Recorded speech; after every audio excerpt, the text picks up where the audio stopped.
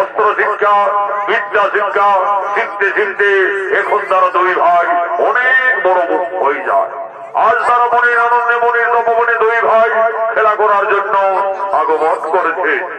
এই লবকুশের ভূমিকায় অংশ নিয়ে আপনাদের মহান মঞ্চে নৃত্য পরিবেশন করে দেখাবে বিহার বেঙ্গল ঝাড়খণ্ড আন্দোলন সৃষ্টিকারী পুরুলিয়ার জঙ্গলমহল মেডেল প্রাপ্ত তরুণ শিল্পী আকাশ চন্দ্র মাহাতো, বিখ্যাত বিমান মঙ্গল মাহাতো।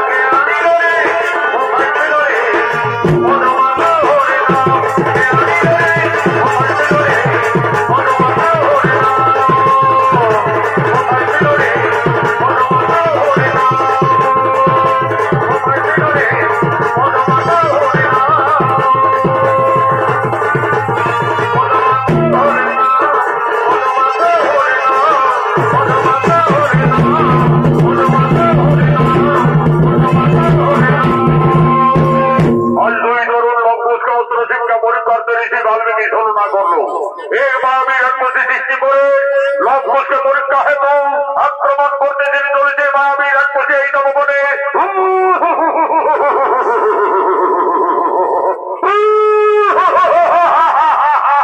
ভাই গো, ওই দেখো ভাই, একটি ভয়ঙ্কর রাক্ষসী এই নববনের দিকে ছুটে আসছে।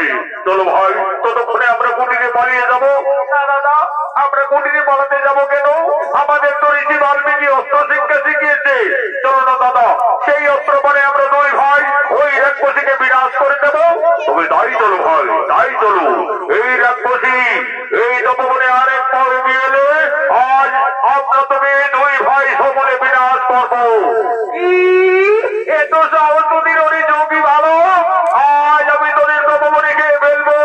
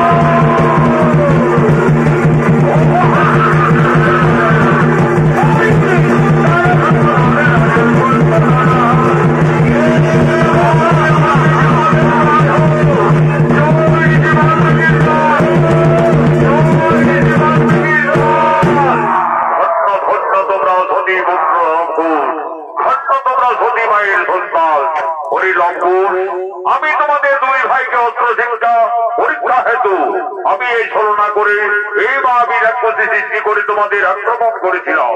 আমার শিক্ষা অস্ত্র মানে তোমরা এই তরুণ বয়সে এই মায়াবী রাক্ষসীকে যথার্থই বিনাশ করেছো, একে তোমরা সংহার করেছো। ওই লঙ্কুশ, তোমরা দুই ভাই রণ শিক্ষায় উত্তীর্ণ হয়ে গেলে। তোমাদের আশ্রমে বিদ্যা শিক্ষা অস্ত্র শিক্ষা সকলেই সম্পন্ন হলো। দেখো লঙ্কুশ, আশ্রমে শিক্ষা করতে হলে শিক্ষার পরে গুরুদেবের চরণতলে যজ্ঞিত গুরু দক্ষিণা দিয়ে আশীর্বাদ দিয়ে দিতে হয়।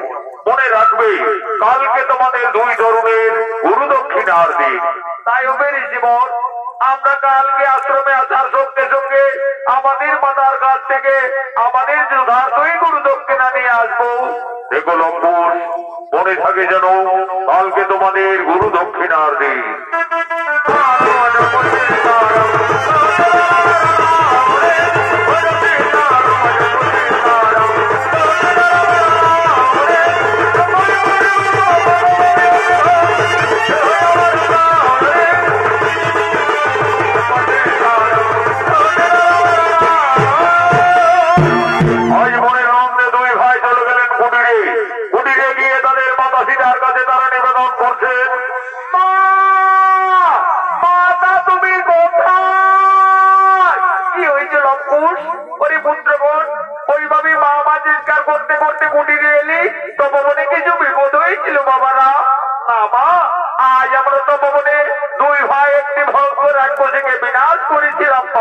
আমাদের ঋষিবর বলেছেন আমরা অস্ত্র শিক্ষায় উত্তীর্ণ হয়ে গেছি, আমাদের বিদ্যা শিক্ষা সকলেই সম্পন্ন হয়েছে, কিন্তু কালকে আমাদের দুই ভাইকে গুরু দক্ষিণা দিতে হবে। দাও মা, আমাদের গুরু দক্ষিণা দাও। অনিল পুত্রগণ, অনিল অঙ্কুশ, তোমরা তো দুই ভাই বড় হয়েছ, তোমরা তো সকলেই বুঝতে পারছো আমরা যে বনবাসী বাবারা, আমাদের কুটিরে কিছু নেই লঙ্কুশ। আমি কি দিয়ে তোমাদের গুরু দক্ষিণা থেকে মুক্তি করব? মা, তুমি কেঁদো না মা, তোমার দিবারাত্রি কাটনা আমরা যে আর কিছু দেশ হইতে পারি না। জানো মা, আমাদের ঋষিবর বলেছেন চুরি করা অপরাধ হয়, কিন্তু যে না অপরাধ হই না। ওই তো মা, অদূরে নৌকর দেখা যাচ্ছে, চলো না মা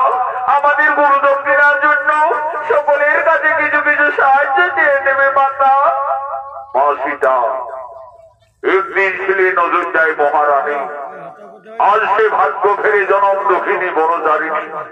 তার দুই সন্তানের গরু দক্ষিণা দেওয়ার মতো মাসিটার কুটিরে কিছুই নেই। আজ মনের দুঃখে মাসিটা এই নগরীর দ্বারে দ্বারে সকলের কাছে নিবেদন করছেন, হে ভক্তগণ, আজ আমি খুব এই সংকটে পড়েছি। আমার দুই সন্তানের গুরু দক্ষিণা দেওয়ার মতো আমার কাছে কিছুই নেই। আজ আমি সকলের কাছে নিবেদন করছি, আপনারা সকলেই কিছু কিছু সাহায্য করে আমার দুই সন্তানের গুরু দক্ষিণার থেকে আপনারা মুক্তি করে দিন, মুক্তি করে দিন।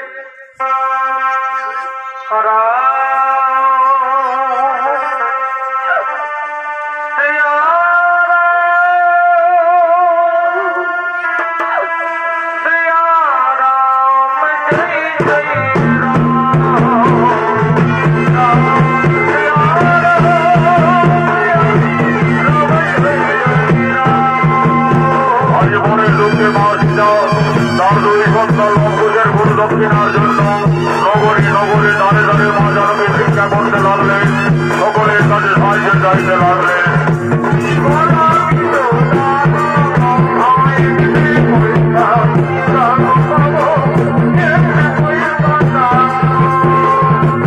সকলের কাছে সাহায্য চাইলেন, সকলের মনে দয়া হলো, সকলের মনে করুণা হলো। আজ মা সীতার দুই পুত্র লম্বদের গুরু দক্ষিণার জন্য যে যেমন পারলেন সকলেই কিছু কিছু আর্থিক সাহায্য করলেন। মা জানকীর বনবাস জীবনে যথেষ্টই বন্যা হয়ে গেল। আজ মা সীতা বলছেন, অনি লম্বন, এই তো বাবারা আমাদের সকলেই দয়া করেছে, সকলেই করুণা করেছে। এই মন্ত্র আশ্রমে গুরুদেবের চরণ ধরে প্রণাম জানিয়ে তোমরা আশীর্বাদ চেয়ে নেবে বন্ধুগণ। মা সীতা উনি নগরে নগরে ভিক্ষা করে যে অর্থ পেয়েছিলেন, আজ সমান ভাবে তার দুই সন্তান লম্বদের হাতে মা জানকী তুলে দিলেন। আজ মা সীতা বলছেন, উনি লম্বন আর বিলম্ব করো না বাবারা, মা তুমি কুটিরে যাও মা, আমরা গুরু দক্ষিণা দিয়ে অচিরেই ফিরে আসবো মা, অচিরেই ফিরে আসবো।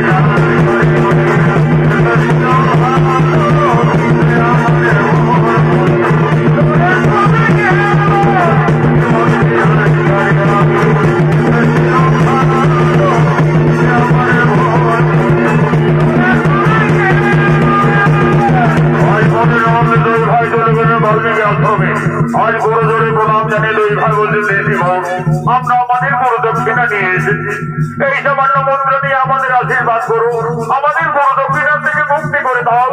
ধন্য ধন্য তোমরা সতী পুত্র লম্বন, ধন্য তোমরা সতী মাতার সন্তান।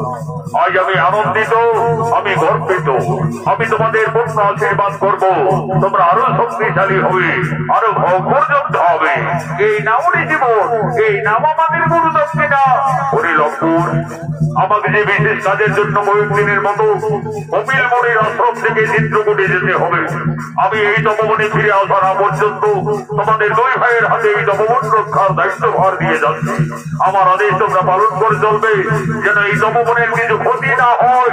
তাই হবে ঋষিবর, আমরা দুই ভাই এই তপবনকে রক্ষা করে যাব, এই তপবনের আমরা কিছু ক্ষতি হতে দেব না।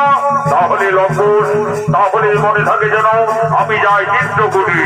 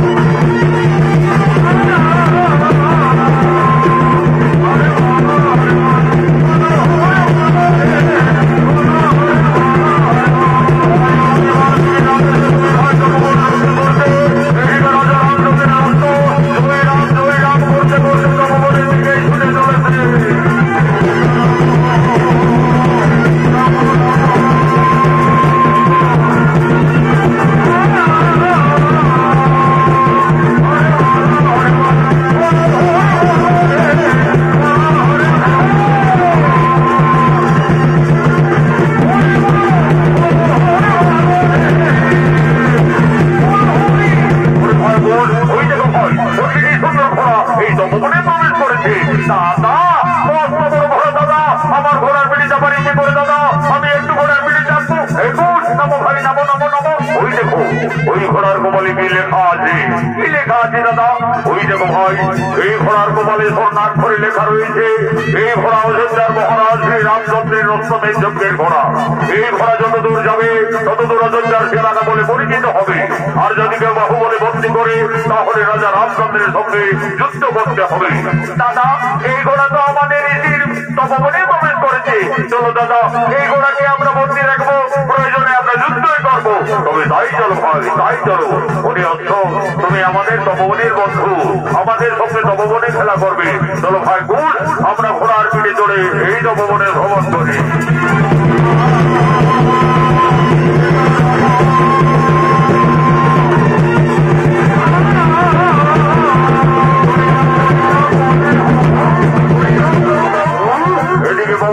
বীর হনুমান এসে বলছেন, এই মূর্খ বালক, তোমাদের এত সাহস হলো কিভাবে?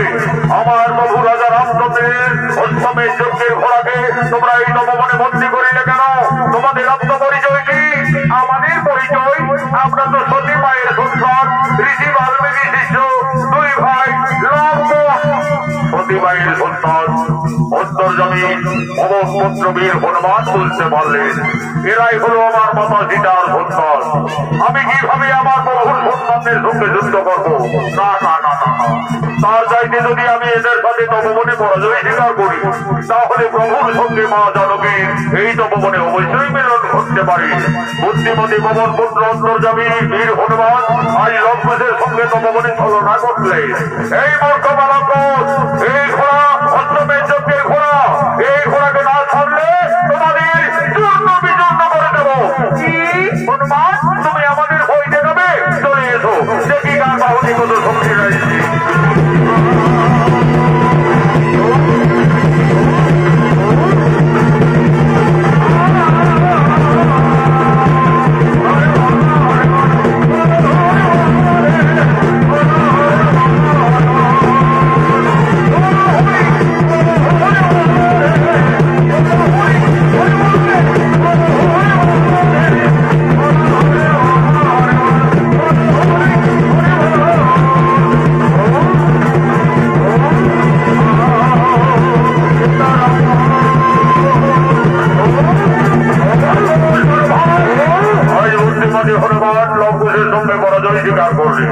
আজ লক্ষ্মণ হনুমানকে বন্দী রাখলেন তপবনের এক বৃক্ষ ডালে। এমন সময় উপস্থিত হয়ে যায় ভরত শত্রুঘ্ন। এই বালক, আমাদের অষ্টমের যজ্ঞের ঘোড়াকে এই তপবনে বন্দী করলে কেন? মুক্তি করে দাও, না হলে রণের জন্য প্রস্তুত হয়ে যাও। হ্যাঁ হ্যাঁ, আমরা রণের জন্য প্রস্তুত আছি, চলে এসো, দেখি কে হারে আর কে জিতে।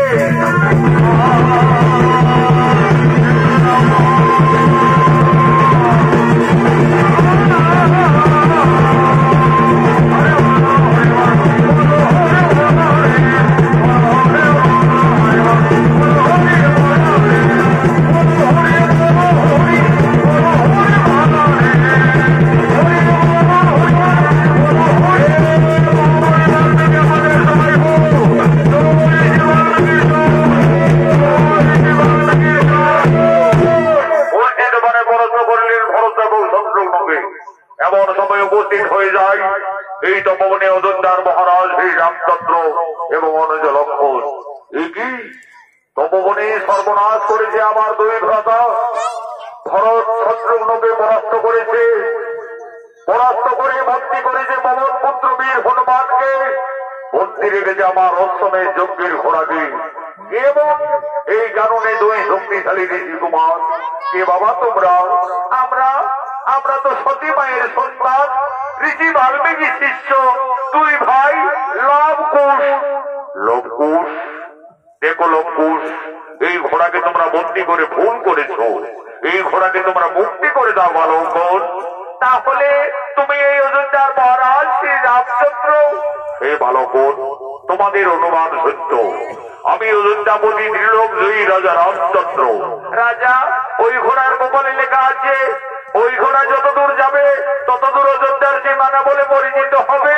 হে বালক, তা তোমরা ঠিকই বলেছ, এই ঘোড়া আমার অষ্টমের যজ্ঞের ঘোড়া। এই ঘোড়া যত দূরই পরিভ্রমণ করবে তত দূর আমাদের অযোধ্যার সীমানা বলেই মান্য হবে। রাজা, তাহলে তো বিনা যুদ্ধে এই ঘোড়াকে আমরা তপবন থেকে কিছুতেই ছেড়ে দিতে পারবো না। আমাদের ঋষি বাল্মীকি আমাদের তপবন রক্ষার দায়িত্ব ভার দিয়ে কপিল মুনির আশ্রমে গমন করেছেন, তাই তো আমরা বন্দি রেখেছি। তাহলে তোমরা রণের জন্য প্রস্তুত হয়ে যাও বালকগণ। আমার সঙ্গে তোমাদের দুই ভাইকে রণ করতে হবে। আমি ত্রিলোক জয়ী রাজা রামচন্দ্র, আমার সঙ্গে তোমরা কোনোভাবেই রণে উত্তীর্ণ হতে পারবে না। আমার রণে তোমাদের মৃত্যু হয়ে যাবে। তোমাদের মৃত্যুর সংবাদ পেয়ে তোমাদের পিতা মাতা কতই না দুঃখ পাবে। দেখো বালকগণ, তোমরা কোন ঋষি পুত্র, কে তোমাদের পিতা, কে বা তোমাদের মাতা?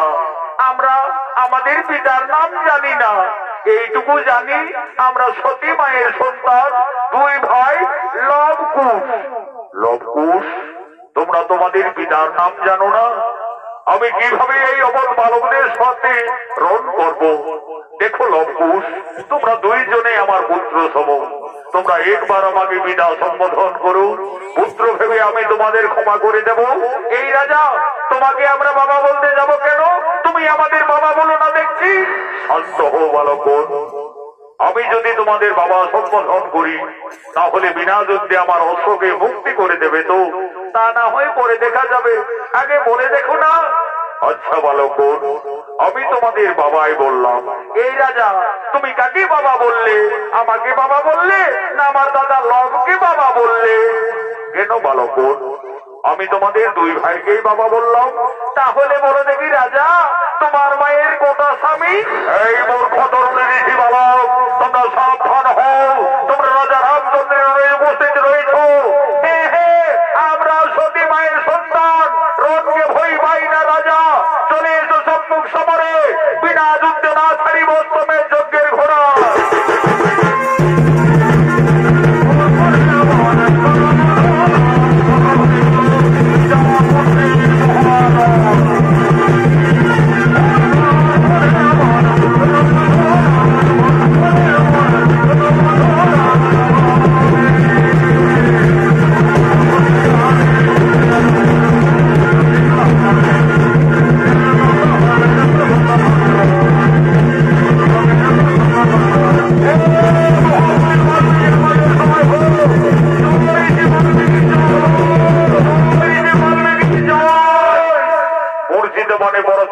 রাজা রামচন্দ্র এবং অনেজলক্ষণকে এদিকে চিত্রকূট পর্বত থেকে ধীরে ধীরে যোগী বাল্মীকি ফিরে এসে দেখছে লবকুশ তপবনে সর্বনাশ করে রেখেছে। ওরে শিষ্যগণ, ওরে লবকুশ কোথায় তোরা? আমার অবর্তমানে এইভাবে তপবনে। ঋষিবর, আমরা তো তোমার আদেশ পালন করে চলেছি। এই তপবন রক্ষা করতে গিয়ে এই সমস্ত যোদ্ধাদের রণে পরাস্ত করে রেখেছি। ঋষি দাদু, আমরা একদিন জানতো হনুমানকে পরাস্ত করে বন্দি করেছি। ওরে, তোরা আবার হনুমান নাকি? কোথায় হনুমান বন্দি রেখেছ? ওইটা করেছি দাদু, ওই তপবনের বৃক্ষ ডালে। ওরে বাবা রে, এই যে আমার পবন পুত্র বীর হনুমান, এই হনুমানের সঙ্গে তোমরা ঝগড়া করেছ। ওরে লবকুশ, এই রাজাদের না জেনে না শুনে কেন তাদের উপরে আঘাত করেছ? জানি জীবন, ওই রাজা বলছে আমি অযোধ্যার মহারাজ শ্রী রামচন্দ্র, আমার অশ্বমের যজ্ঞের ঘোড়াকে তোমরা বিনা যুদ্ধে ছেড়ে দাও। আমরা ছাড়িনি জীবন, আমরা তোমার আদেশ পালন করেছি। ওরে লবকুশ, আমার আদেশ পালন করতে গিয়ে তোরা তো নিজেরাই নিজেদের এই সর্বনাশ করেছে। যা যা যা যা যা, আর বিলম্ব না করি তোদের মাতা সীতাকে তোরা তাড়াতাড়ি তপবনে ডেকে নিয়ে আয়। তোদের মাতাই বলবে ওই রাজার সঙ্গে তোমাদের পরিচয় কি। মা, মাগো, তুমি তাড়াতাড়ি তপবনে এসো মা, আজ আমরা যুদ্ধে জয় লাভ করেছি মা। ওরে লবকুশ, কোথায় যুদ্ধ করিলে পুত্রগণ? মা, এই তপবনকে রক্ষা করতে গিয়ে আজ আমরা জয়ী হয়ে গেছি মা। একটি জান্ত হনুমানকেও বন্দি রেখেছি মা। ওই লবকুশ, কোথায় হনুমান বন্দি রেখেছ পুত্রগণ? ওই দেখো মাতা, ওই তো পবনের বৃক্ষ ডালে বন্দি করে রেখেছি। ওরে লবকুশ, এ তো পবন পুত্র বীর হনুমান। এই হনুমানকে কেন বন্দি রেখেছ বাবারা? দে লবকুশ, হনুমানকে তোরা তাড়াতাড়ি মুক্তি করে দে। ওই হনুমান একদিন আমার মান রেখেছে, ওই হনুমান আমার জন্য লঙ্কায় কতই না দুঃখ পেয়েছে। দে লবকুশ, হনুমানকে তোরা ছেড়ে দে। মা সীতা, ওদিকে তো বৃক্ষ ডালে হনুমানকেই দেখেছ, আর এই দিকে তাকিয়ে দেখো মা, তোমার স্বামী তোমার দেবরদের তোমার সন্তানেরা সর্বনাশ করে রেখেছে। ওরে লবকুশ, এ তোরা কি করিলি বাবারা? তোরা কাদের সঙ্গে যুদ্ধ করেছ, রণ করেছ? তোরা তো সকলই সর্বনাশ করে দিয়েছ লবকুশ। আমার হাতের শাখা সীতার সিঁদুর আজ তো পবনে সকল মুছে দিলে পুত্র গো। বাবা, আমি আমার বনবাস জীবনে তোমার কাছে কোনোদিনই কিছু চাইনি বাবা। আজ আমার দুই অমল সন্তানকে ক্ষমা করে আমার স্বামী এবং দেবরগণকে পুনরায় জীবিত করে দাও বাবা, পুনরায় জীবিত করে দাও। মা সীতা, তুমি কেন না মা? তারা কেউ মারা যায়নি মা, তারা যুদ্ধে পরাস্ত হয়ে জ্ঞান হারা অবস্থায় পড়ে রয়েছে। আমি গোমণ্ডলে জল হয়েছি, এক্ষণে তাদের জ্ঞান পুনরায় ফিরিয়ে দেব। ওম নমঃ হ্রিং ক্লিং স্বাহা। উঠো রাজা রামচন্দ্র। ওম নমঃ হ্রিং ক্লিং স্বাহা। উঠো বীর অনন্ত লক্ষণ। ওম নমঃ হ্রিং ক্লিং স্বাহা। উঠো বীর ভরত কুমার। ওম নমঃ স্বাহা। উঠো শত্রুঘ্ন। হে রাজা রামচন্দ্র, তুমি আমার অবর্তমানে আমার এই নববনে এসে আমার এই দুই তরুণ শিষ্যর সঙ্গে এইভাবে রোধ করতে পারো না, এইভাবে যুদ্ধ মানায় না। মণিপুরের রাজা, একদিন তুমি তোমার রানীকে কলঙ্কিনী ভেবে 5 মাসের গর্ভবতী অবস্থায় তুমি বনবাসে পাঠিয়েছিলে। তোমার এই অরুষত সন্তান ওই লক্ষ্মণ, এই লক্ষ্মণ, এই লক্ষ্মণ শান্ত হয়ে যাও, দেখো লক্ষ্মণ, যাদের সঙ্গে তোমরা ঝগড়া করছো, যুদ্ধ করছো, তাদেরকে তোমরা জানো না চেনো না। তারা সকলেই তোমাদের সম্পর্কে কাকা, তোমাদের সকলেই বংশের লোক। আর যে রাজার সঙ্গে তোমরা রণ করেছ, ওই রাজা রামচন্দ্র হলো তোমাদের জন্মদাতা পিতা। ঋষিবর, ওই রাজা আমাদের জন্মদাতা পিতা? হে লক্ষ্মণ, তোমরা তো রাজপুত্র, যাও তোমাদের ভুল স্বীকার করে অবিলম্বে পিতার কাছে তোমরা ক্ষমা দিয়ে নেবে যাও। পিতা, পিতা আমাদের ক্ষমা করে দাও পিতা, আমরা ভুল করে যুদ্ধ করেছি পিতা। ওরে লক্ষ্মণ, আজ আমার মনে পড়েছে আমি যেদিন রাক্ষসকুল বিনাশ করে লঙ্কার থেকে আমার সীতাকে অযোধ্যায় এনেছিলাম, সেই দিন রাবণের মাতা নিগোষা দেবী আমায় কেঁদে কেঁদে অভিশাপ দিয়েছিলেন। বলেছিলেন, ওরে রাজা রামচন্দ্র, আজ যেমন আমাকে পুত্র শোকে কাঁদতে হচ্ছে, আমিও তোমাকে অভিশাপ দিচ্ছি, তুমিও ত্রিলোক বিজয়ী হলো, একদিন না একদিন তোমার পরাজয় নিশ্চিত থাকবে তোমার পুত্রের হাতে।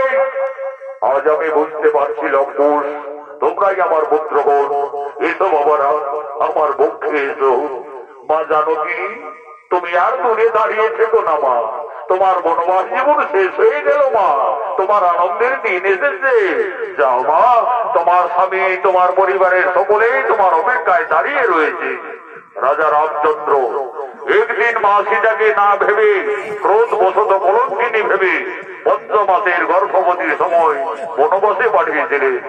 ঋষি বাল্মীকির আশীর্বাদে ফিরে পেলেন তার স্ত্রী পুত্রদের। আনন্দ হয়ে গেল। জয় জয়কারে রাম ভক্ত পবন পুত্র বীর হনুমান বলছেন, বলো সীতাবতী রাজা রামচন্দ্র কি।